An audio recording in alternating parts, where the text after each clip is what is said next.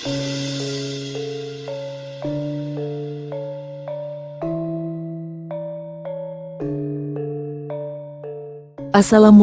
warahmatullahi wabarakatuh. Berjumpa kembali di channel Langit Bukit Menoreh Official. Di kesempatan kali ini, akan melanjutkan cerita di video sebelumnya, sebuah cerita karya Ebes, yang berjudul, Babat Negeri Leluhur, episode yang ke-47. Sebelum kita masuk ke ceritanya, tekan dulu tombol like video ini dan jangan lupa tekan juga tombol subscribe channel ini. Dan nyalakan juga lonceng notifikasinya, agar tidak ketinggalan cerita-cerita lainnya. Dan seperti apa untuk kisahnya kali ini, langsung saja kita masuk ke ceritanya.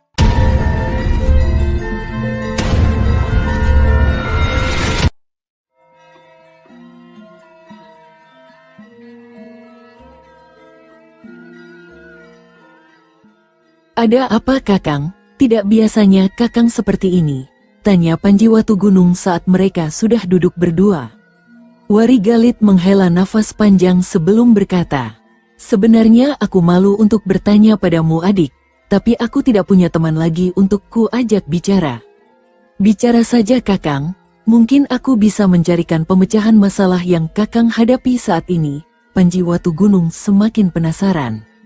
Sudah lama aku menyukai Ratri, kau tahu sendiri kan, akhir-akhir ini karena kesibukan kita, aku jadi kurang memperhatikannya. Kemarin dia marah padaku, seharian ini bahkan mendiamkanku. Aku bingung adik, apa yang harus aku lakukan? Warigalit tampak kusut wajahnya. Panji Watugunung segera tersenyum tipis. Sekarang aku tanya pada Kakang, tolong jawab dengan jujur. Apa Kakang mencintai Ratri? Kalau itu sudah tidak perlu kau tanya lagi adik, jawab Warigalit sambil menatap wajah Panji Watugunung. Apa Kakang sudah mengucapkan kata cinta pada Ratri? Panji Watugunung kembali bertanya. Kalau itu belum adik, aku takut dia menolaknya. Warigalit nampak jelas kebingungan. Panji Watugunung segera tersenyum manis saat mendengar ucapan Warigalit. Kakang, perempuan itu makhluk paling rumit sedunia. Sekalipun dia tahu kita para laki-laki menyukai mereka, tapi kalau mulut kita tidak berkata cinta, maka selamanya mereka hanya menganggap kita teman dekat. Jadi Kakang harus berani, jangan takut. Tapi kalau ditolak, bagaimana adik? Warigalit menatap wajah Panji Watugunung penuh pengharapan. Yakin dulu Kang, urusan hasil itu belakang. Jangan menyerah sebelum berperang, ucap Panji Watugunung yang segera disambut anggukan kepala oleh Warigalit. Usai puas berbincang, mereka segera bergegas menuju kediaman Lurah Wanua Kelakah, Sri Tilanang. Mereka makan sambil bercengkrama dengan santai. Langit sore mulai merah saat mereka tiba di istana Pakuwon Watugaluh. Warigalit segera mencari Ratri di balai peristirahatan. Perempuan itu tidak ada di sana. Setelah bertanya pada Sekar Mayang yang kebetulan lewat, Warigalit segera menuju taman belakang tempat pribadi anggota keluarga istana. Ratri sedang duduk di kursi kayu yang ada di bawah pohon sawo besar di sudut barat taman. Gadis itu nampak sedang melamun. "Ratri, maaf jika aku mengganggumu." Kata-kata Warigalit itu membuat Ratri segera sadar dari lamunannya. "Kakang Warigalit, mengagetkanku saja ujar Ratri sambil menepuk pundak Warigalit yang duduk di sebelahnya. "Maaf Ratri, begini ada hal yang kubicarakan padamu." Warigalit terlihat grogi. Ratri menatap wajah Warigalit, dan itu semakin membuat Warigalit kebingungan. "Ada apa Kang?" Warigalit semakin grogi. Keringat dingin mulai membasahi keningnya, antara takut dan tidak. Akhirnya dia berkata setelah menghembuskan nafasnya kuat-kuat. "Aku mencintaimu, maukah kau menikah denganku?" Warigalit memejamkan matanya. Sunyi, tak ada jawaban. Perlahan Warigalit membuka sebelah matanya, dan senyum Ratri membuatnya semakin deg-degan tak karuan. "Apa kau bersedia Ratri?" tanya Warigalit lagi. Cucu empu Narasima itu hanya mengangguk sambil tersenyum simpul. Sudah lama dia menyukai Warigalit. Warigalit lega seketika. Seketika itu juga dia langsung memeluk tubuh Ratri. "Main peluk sembarangan, ini tempat umum Kakang Warigalit," teriak Panji Watu Gunung dan keempat istrinya sambil tersenyum simpul. Mereka diam-diam membuntuti Wari Galit sejak tadi. Dua orang itu langsung melepaskan diri dari pelukan mesra mereka. Wajah mereka langsung merah seperti udang bakar. Duh malunya, seorang lelaki menggebrak kudanya dengan cepat. Sudah hampir seharian dia berkuda. Untung saja kudanya termasuk kuda bagus, jadi bisa tahan berlari seharian. Debu beterbangan mengiringi langkah kaki kudanya. Tujuannya hanya satu, sampai di Watu Galuh secepat mungkin. Di istana Watu Galuh, Panji Watu Gunung sedang duduk bersama Kisah Keti, Tumenggung Wiguna, Tumenggung Konjar, Wari Galit, dan Jarasanda di serambi peristirahatan Pakuwon Watu Galuh. Di hadapannya, 5 orang utusan yang kemarin dia kirim, sudah kembali. Panji Watu Gunung tersenyum saat membaca surat yang baru dia terima. Kalian boleh beristirahat, kalau nanti aku panggil, kalian boleh kesini, ujar Panji Watu Gunung. Sendiko dawuh Gusti Pangeran. Bekel Majaya menghormat pada Panji Watu Gunung diikuti oleh prajurit pengikutnya. Mereka mundur dari serambi peristirahatan. Paman Saketi, tolong kau panggilkan Dewi Tunjung Biru dan Bekel Setiaka kemari. Ada yang perlu kubicarakan dengan mereka, titah Panji Watu Gunung. Kisah Keti segera menghormat pada Panji Watu Gunung dan mundur menuju ke bangsal Pisowanan Pakuwon Watu Galuh. Tak berapa lama kemudian, Kisah Keti sudah kembali ke depan Panji Watu Gunung dan para petinggi pasukan. Mohon maaf Gusti Pangeran, ada hal apa yang membuat Gusti Pangeran memanggil hamba kemari? Bekel Setiaka menghormat diikuti oleh Dewi Tunjung Biru. Aku baru mendapat surat dari Gusti Prabu Samarawijaya. Intinya, aku berhak menentukan siapa yang akan menjadi pemimpin Watu Galuh ke depannya. Aku ingin mendengar pendapat kalian. Panji Watu Gunung menatap ke arah mereka berdua. Kami patuh pada perintah Gusti Pangeran. Hanya kalau diperkenankan hamba tetap mengabdi kepada Watu Galuh. Bekel Setiaka memberikan hormat. Aku juga Kakang. Aku patuh padamu. Apapun keputusanmu aku terima. Dewi Tunjung Biru menatap ke arah Panji Watu Gunung. Putra mantu Maharaja Samarawijaya itu tersenyum. Dengarkan aku. Tunjung Biru, kau tidak bisa menjadi pemimpin di Pakuwon Watu Galuh karena kau perempuan. Namun karena kau adalah cucu dari aku Watu Galuh yang gugur dalam tugas, maka aku tidak bisa mengabaikanmu begitu saja. Bekel Setiaka, kau sudah berjuang untuk mempertahankan Watu Galuh dari pasukan pengacau. Kau juga sudah cukup lama mengabdi kepada Watu Galuh. Maka dengan ini, aku memutuskan bahwa aku akan menikahkan kalian berdua, agar kalian berdua bisa tetap memimpin Watu Galuh ke depannya, titah Sang Pangeran Daha. Baik Bekel Setiaka dan Dewi Tunjung Biru sama-sama melotot mendengar kata-kata Panji Watu Gunung. Mereka berdua sama sekali tidak menyangka bahwa Panji Watu Gunung membuat keputusan itu untuk mereka berdua. Sejenak mereka berdua saling melirik. Setelah menghela nafas panjang, Bekel Setiaka menghormat pada Panji Watu Gunung seraya berkata, hamba patuh pada perintah Gusti Pangeran. Panji Watu Gunung tersenyum mendengar ucapan Bekel Setiaka, lalu menatap ke arah Dewi Tunjung Biru. Dengan perlahan, gadis itu mengangguk tanda setuju. Hari itu, Panji Watu Gunung meminta Kisah Keti agar menyiapkan upacara pernikahan sederhana untuk Setiaka dan Dewi Tunjung Biru.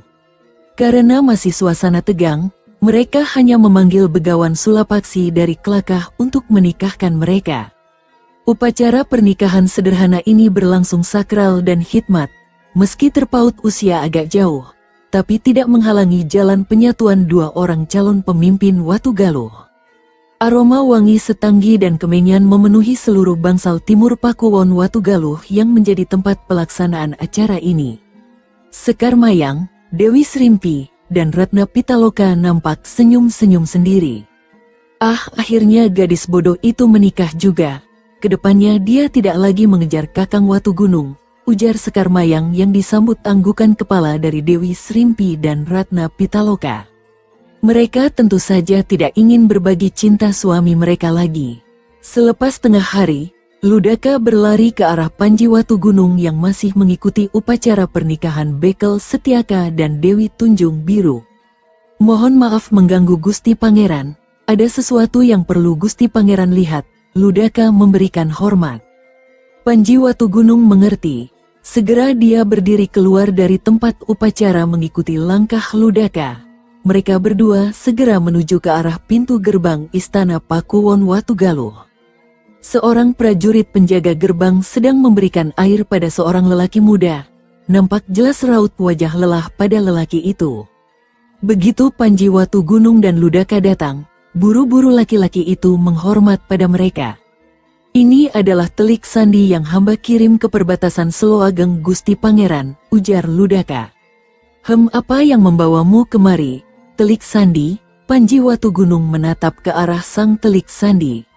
Mohon ampun Gusti Pangeran, hamba baru mendapat surat dari rekan hamba di Seganggeng. Dia bilang sekitar 10.000 prajurit Jenggala bergerak dari Tumapel menuju ke arah Daha. Saat ini mereka berjalan kaki serta memakai perahu dan pedati untuk mengangkut perbekalan, jawab sang telik sandi sambil menata napas. Panji Watu Gunung terkejut bukan main. 10.000 pasukan itu bukan jumlah kecil. Kalau sampai mereka menyerbu Selo Ageng yang merupakan wilayah terdekat, hanya dalam hitungan hari, dipastikan Selo Ageng akan jatuh. Seketika putra Bupati Gelang-Gelang itu memijat kepalanya yang tiba-tiba terasa pusing. Panji Watu Gunung segera meninggalkan gerbang Istana Pakuwon Watugaluh setelah memerintahkan sang telik sandi untuk beristirahat. Ludaka mengikuti langkah sang pemimpin.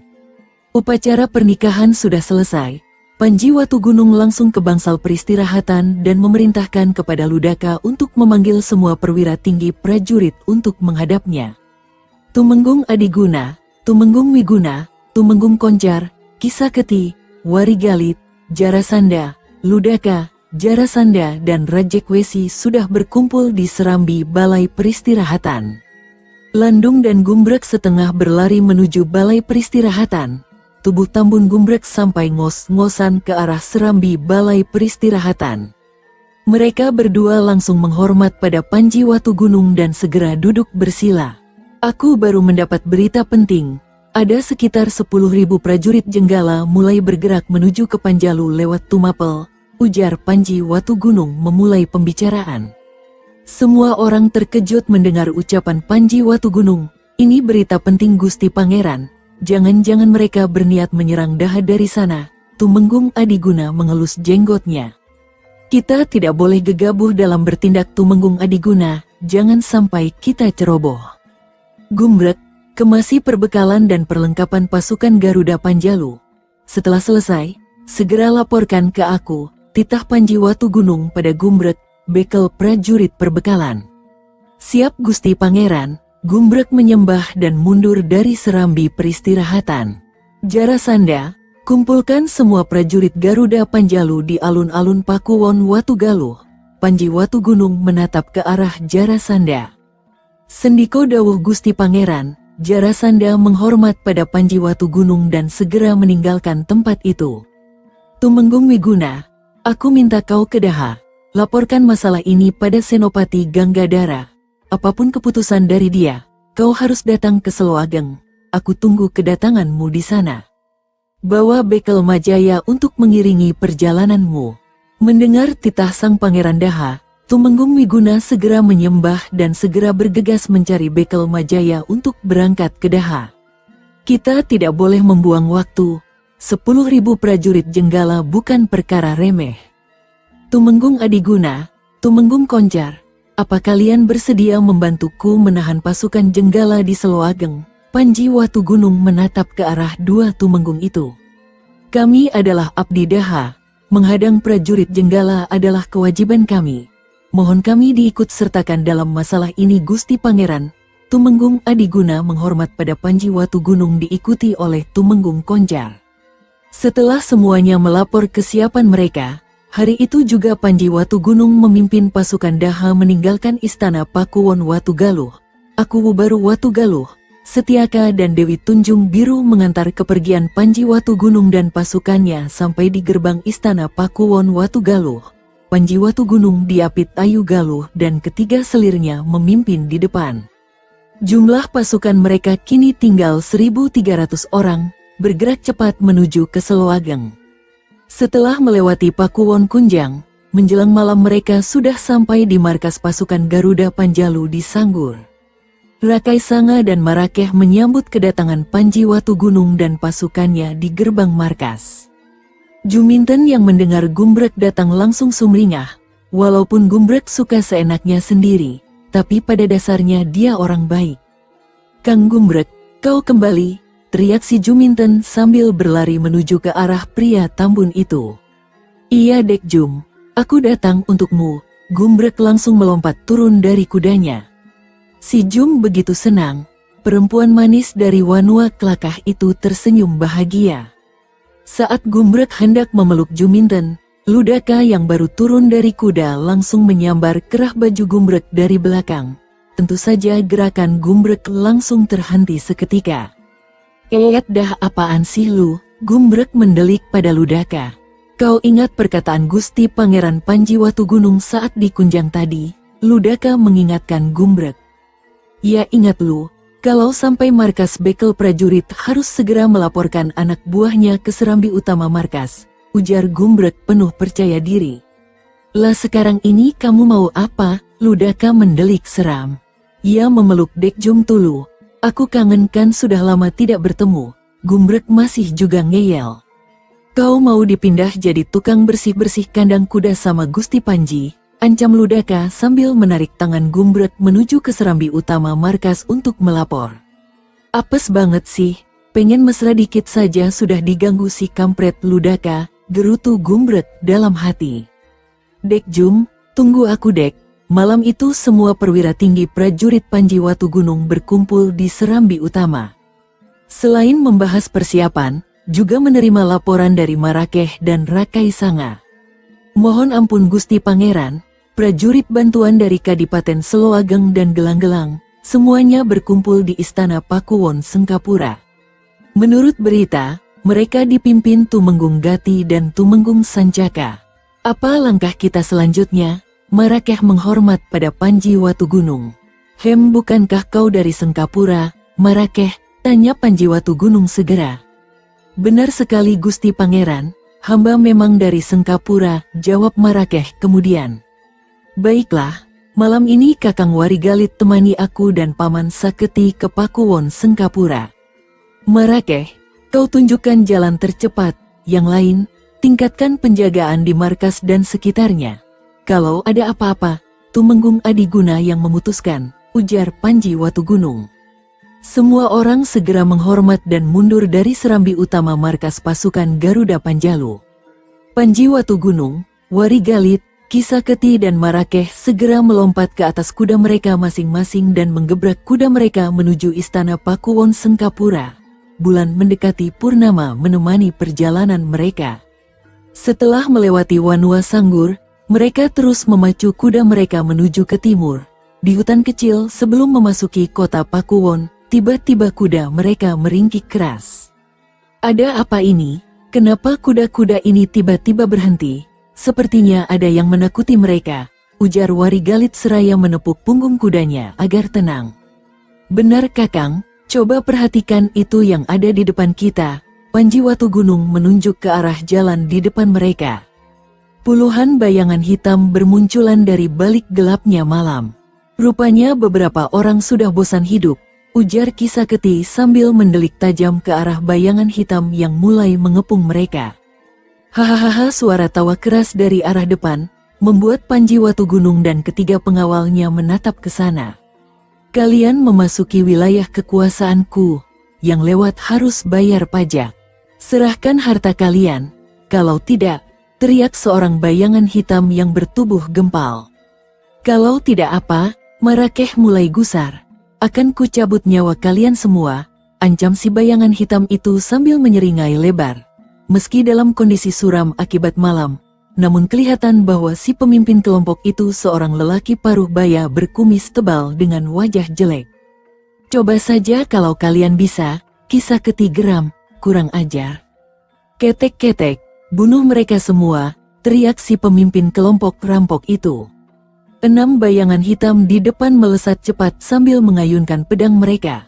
Marakeh dan Kisaketi segera mencabut pedang mereka dan melompat turun dari kudanya masing-masing sambil menerjang maju ke arah 6 bayangan hitam itu. Terang, bunyi pedang beradu terdengar dari benturan kepentingan malam itu. Kisaketi dengan terengginas melayani serangan para perampok itu. Meski 1 lawan 3, namun wakil pimpinan pasukan Garuda Panjalu itu bukan prajurit remeh. Sejak kecil dia sudah berguru kepada Empu Harja dari Gunung Gedang. Marakeh juga bukan prajurit sembarangan. Sebagai keponakan Sang Aku Sengkapura, dia adalah jagoan pilih tanding dari Pakuwon itu. 4 bayangan hitam di belakang segera mencabut senjata masing-masing dan merangsek maju ke arah Warigalit dan Panji Watugunung. Warigalit menjejak punggung kudanya dan melompat tinggi ke udara dan turun di belakang 4 bayangan hitam yang mengincarnya. Pertarungan sengit segera terjadi di antara mereka. Sekalipun dikeroyok 4 orang, Warigalit meladeni serangan mereka dengan tenang. Sabetan pedang dari salah seorang dari mereka mengincar leher Warigalit. Pemuda itu berkelit mundur lalu merendahkan tubuhnya sedikit sambil menyapu kaki salah seorang yang di dekatnya. Buksi bayangan hitam yang terkena sapuan kaki Warigalit langsung terjengkang. Dengan cepat, Warigalit memutar tubuhnya dan mendaratkan sebuah pukulan di perut orang itu segera. Des orang itu langsung menjerit kesakitan sambil memegangi perutnya. Usai memukul, Warigalit segera melompat ke udara menghindari sabetan pedang yang datang sambil menepak pundak si penyerang. Plak walaupun hanya pelan, tapi serangan Warigalit disertai dengan tenaga dalam membuat pundak si penyerang seperti dihantam balok kayu. Si penyerang itu menyusruk tanah dengan keras. Begitu turun menjejak tanah, Warigalit segera memulai tubuh dan melayangkan tendangan keras ke bayangan hitam yang hendak menyabetkan pedangnya. Des si bayangan hitam itu meraung keras saat tubuhnya melayang ke arah Panji Watugunung. Pimpinan pasukan Garuda Panjalu itu hanya memiringkan tubuhnya sedikit sambil meraih satu kancing baju si bayang hitam itu. Si bayangan hitam itu menubruk kuda Marakeh, seketika langsung pingsan. Dengan cepat, Warigalit melesat ke arah penyerang yang tersisa. Perampok itu gelagapan saat Warigalit tiba-tiba saja muncul di hadapannya dan menampar pipinya dengan keras. Plak ark orang itu terjatuh dengan pipi lebam seketika. Sebuah gigi langsung tanggal dan darah mengalir dari sudut bibirnya. Si pemimpin kelompok itu segera melompat maju saat anak buahnya mudah dikalahkan oleh Warigalit, Kisaketi dan Marakeh. Pedang besarnya terayun cepat mengincar nyawa Kisaketi dari belakang. Panji Watugunung yang peka, segera melempar kancing baju yang dia pegang ke arah pipi si pemimpin rampok. Tak auk jerit kesakitan terdengar saat kancing baju itu menghantam pipi si pemimpin rampok dengan keras. Gigi si pemilik itu langsung tanggal 3 biji. Pria itu terhuyung-huyung ke belakang sambil memegangi pipinya yang gosong. Kisaketi juga berhasil menghajar orang yang mengeroyoknya. Bahkan seorang sudah tewas meregang nyawa. Marakeh malah sudah menebas leher seorang lawannya dan membunuh satunya lagi dengan menusuk dada kirinya. Warigalit bergerak cepat ke arah sang pemimpin rampok kemudian dengan cepat melayangkan tendangan keras ke arah perut. Buk! Oh, sang pemimpin rampok menjerit keras. Lambungnya terasa berpindah tempat. Laki-laki itu meringkuk menahan sakit. Warigalit segera menyorongkan tombaknya ke arah leher sang pemimpin rampok itu. Ampun, saya ampuni, saya pendekar, saya kapok, saya tobat.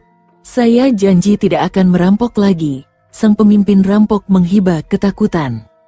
Kita bantai saja mereka semua. Gusti Pangeran, sampah masyarakat seperti ini hanya merepotkan saja bila dibiarkan hidup, teriak Marakeh yang semakin membuat sang pemimpin rampok itu pucat pasi. Tidak perlu begitu Marakeh, membunuh lawan yang sudah menyerah itu tidak boleh. Bawa saja mereka ke penjara Sengkapura, ujar Panji Watugunung kemudian. Marakeh langsung menggiring mereka. Dengan terlatih mereka berjalan menuju istana Pakuwon Sengkapura. Yang sehat menggendong yang sakit, sedang sang pemimpin rampok berjalan terlatih di depan. Sesampainya di gapura istana Pakuwon, perampok itu diserahkan pada prajurit penjaga gerbang istana Pakuwon yang segera membawa mereka ke penjara. Marakeh langsung menuju ruang pribadi Sang Aku Sengkapura.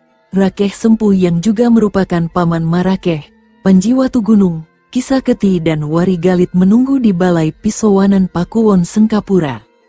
Tak lama kemudian, Akuwu Sengkapura berlari keluar dari ruang pribadinya menyambut kedatangan Panji Watu Gunung diikuti Marakeh. Akuwu Rakeh Sempu segera berlutut di hadapan Panji Watu Gunung. Ampuni hamba Gusti Pangeran, Sempu yang bodoh ini tidak menyambut kedatangan Gusti Pangeran. Akuwu Sepuh itu menyembah. Berdirilah Kikuwu, jangan seperti menyembah dewa. Aku ini manusia biasa, ujar Panji Watu Gunung segera. Hamba patuh pada perintah Gusti Pangeran, ujar Akuwu Rakeh Sempu kemudian. Kedatanganku kemari aku ingin bertemu dengan kepala pasukan dari Seloageng dan Gelang-Gelang. Bisa kau panggil mereka kemari, pinta Watu Gunung sambil tersenyum. Sendiko dawuh Gusti Pangeran, jawab Akuwu Rakeh Sempu segera. Akuwu Sepuh itu segera menghormat dan langsung mundur menuju balai peristirahatan Pakuwon Sengkapura. Tak lama kemudian, Akuwu Sengkapura datang bersama dengan Tumenggung Sancaka dan Tumenggung Gati. Dua orang Tumenggung itu segera menyembah kepada Panji Watu Gunung.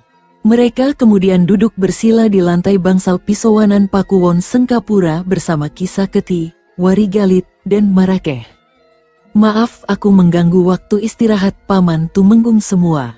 Kedatanganku kemari karena ada sesuatu yang mendesak untuk dibicarakan, ujar Panji Watu Gunung segera. Hal apa gerangan yang sedemikian penting Gusti Pangeran? Tumenggung Sancaka menjawab sambil menghormat. Tadi siang aku baru menerima laporan telik sandi, 10.000 pasukan Jenggala bergerak menuju Daha dari Tumapel. Panji Watu Gunung menatap ke arah wajah semua orang. Semua orang terkejut mendengar berita itu kecuali Wari Galit dan Kisaketi yang sudah mendengar lebih dulu. 10.000 prajurit sama dengan kekuatan 5 kadipaten Gusti Pangeran. Ini bukan sembarangan, sahut Tumenggung Gati. Benar Paman Tumenggung, kita tidak bisa menganggap enteng berita ini. Aku sudah mengirim utusan ke Daha. Jawaban mereka seperti apa aku tidak tahu.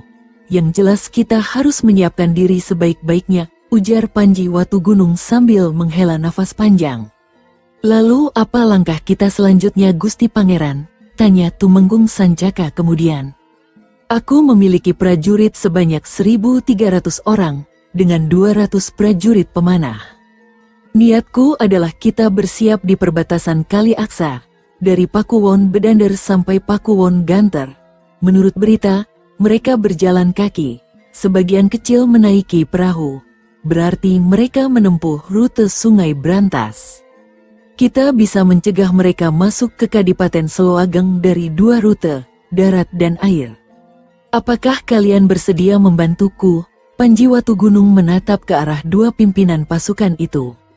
Gelang-Gelang adalah pendukung setia Gusti Bupati Panji Gunung Sari.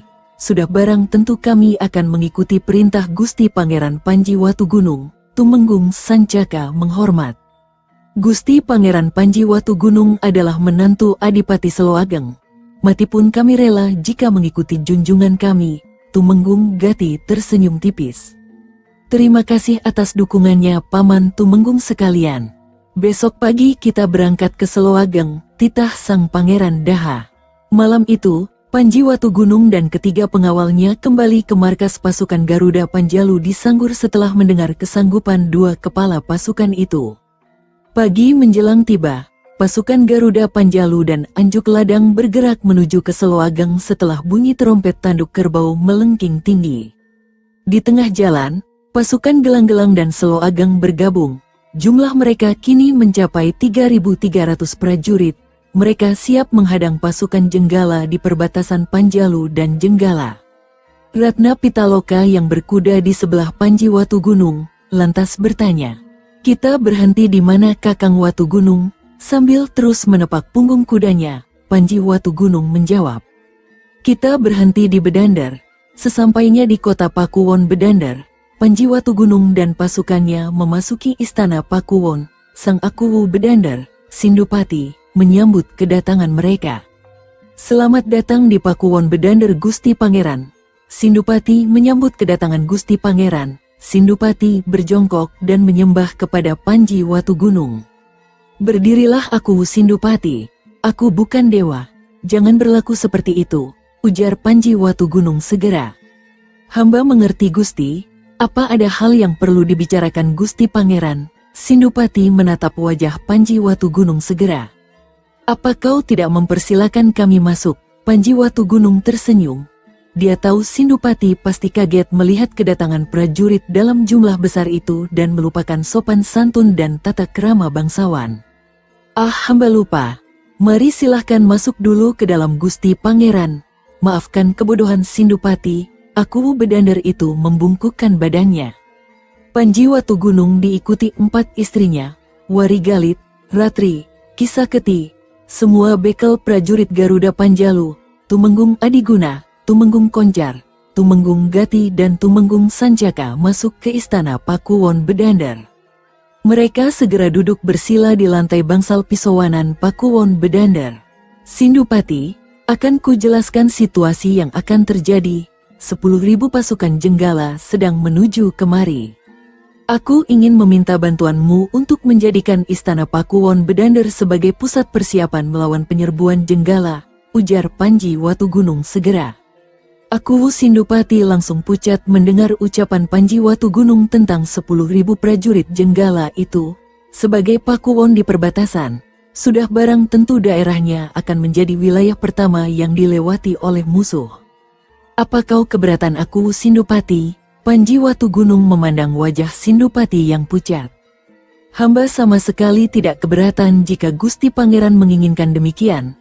Namun yang hamba bingungkan hanya persediaan bahan makanan untuk semua prajurit ini Gusti Pangeran. Pakuwon Bedandar tidak memiliki kemampuan untuk menjamin makan semua prajurit. Sindupati menghormat pada Panji Watugunung. Putra Bupati Gelang-Gelang itu segera tersenyum tipis. Urusan makan, kau tidak usah khawatir. Para prajurit kami memiliki perbekalan yang cukup untuk bertahan hidup selama 1 purnama. Kau tidak perlu khawatir soal itu. Kami hanya perlu tempatmu untuk menyusun rencana dalam upaya menghadang serbuan pasukan Jenggala ini. Hamba mengerti Gusti Pangeran, hamba siap membantu apapun yang dibutuhkan. Sindupati segera menghormat. Siang itu, semua ditata dengan cermat, sementara Panji Watugunung dan keempat istrinya menempati balai peristirahatan Pakuwon Bedandar sebagai tempat tinggal. Istana Pakuwon Bedandar ditetapkan sebagai pusat markas pasukan. 3.000 prajurit berkemah di luar kota Pakuwon, tepatnya di dekat hutan bambu betung sebelah Sendang Weru. 300 perwira tinggi dan menengah termasuk pasukan Garuda Panjalu yang berjumlah 200 orang, tinggal di istana Pakuwon Bedandar. Panji Watugunung mengutus Kisaketi menghadap pada Adipati Seloageng untuk menyampaikan berita ini. Wakil pimpinan pasukan Garuda Panjalu itu ditemani Jarasandha segera melompat ke atas kuda mereka, memacu kudanya melesat cepat menuju ke kota Kadipaten Seloageng. Sambil menunggu kedatangan Kisaketi, Panji Watugunung ditemani Ratna Pitaloka berkuda bersama menuju Kali Aksa. Setelah melihat perkemahan pasukan di Sendang Weru, mereka terus memacu kudanya menuju Kali Aksa. Di sebuah tebing batu di tepi sungai itu, mereka beristirahat di bawah pohon rindang, sebuah batu besar yang rata, menjadi tempat duduk mereka berdua. Ratna Pitaloka menyandarkan kepalanya di bahu sang suami. Angin semilir dari selatan berhembus, menghilangkan gerah tubuh dari berkuda tadi. Sudah lama sekali kita tidak duduk berdua seperti ini Kakang, ujar Ratna Pitaloka sambil menatap hamparan pasir hitam di Kali Aksa. Panji Watugunung hanya tersenyum tipis saja. Apa Kakang Watugunung tidak merindukan saat bersamaku? Ratna Pitaloka kembali berucap. Bicara apa kau ini Dinda? Tentu saja aku merindukan saat-saat kita berkelana bersama, memetik buah dan sayur dari belakang kediaman guru di Padepokan.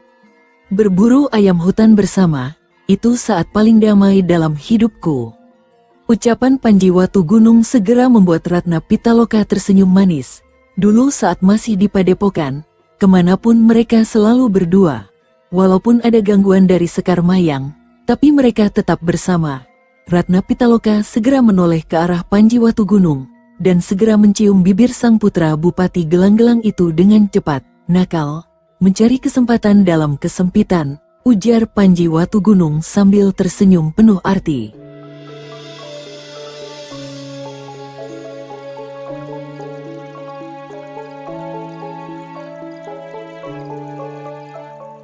Sahabat pendengar setia Langit Bukit Menoreh ofisial yang berbahagia, sampai di sini dulu ceritanya. Bagaimana kelanjutan kisahnya? Nantikan kelanjutan cerita ini di video berikutnya. Agar tidak ketinggalan kelanjutan cerita ini, klik tombol subscribe channel ini, dan nyalakan juga lonceng notifikasinya. Wassalamualaikum warahmatullahi wabarakatuh.